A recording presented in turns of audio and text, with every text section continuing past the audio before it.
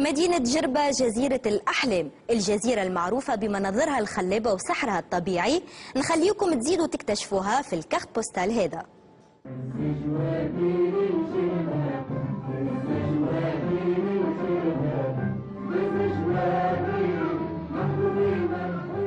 جزيرة الأحلام جربة تقع في جنوب شرق تونس في خليج جابس، وتبلغ مساحتها 514 كيلومتر مربع.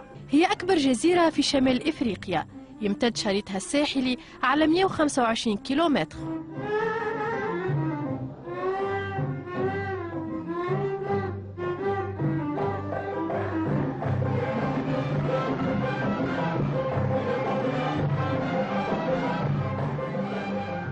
السياحة هي مصدر رزق سكانها اللي تعرفوا بروحهم الخفيفة وقلوبهم الكبيرة. Les gens sont très accueillants et en plus on a le soleil donc tout est merveilleux.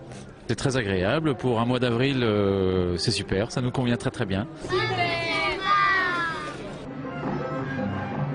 في عهد الإمبراطورية العثمانية كانت مرفأ سفن الخير الدين بربروس واخواته.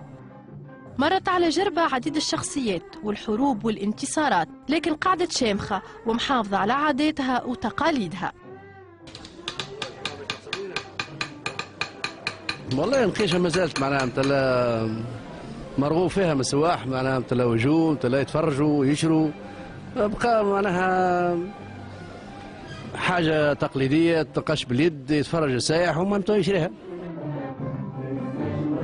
نزلها الفاخرة وطبيعتها اللي بنخلها وبحرها وصناعتها التقليدية زاخرة هي وجهة سياحية من كل البلدان الأجنبية. ثم تحسن إن شاء الله، الأمور بدأت تتحسن على قبل، وإن شاء الله الموسم يبشر بالخير. بشر بخير باهية، فما زيادة ب 50% على العام اللي فات. كرينة بيلا لطيفة مزيانة ومضيافة، السياحة هوني ممتازة ووجهة رائعة. quindi penso che per il turismo possa essere. وأنا نستدعي السياح الإيطاليين باش يجيو هوني لجربة. far venire turisti italiani soprattutto qui a Gerba. جربة هي ركيزة أساسية في حل الأزمة الاقتصادية باسمها اللي مهما صار يقعد أكبر وجهة سياحية. مرحبا بكم في جربة.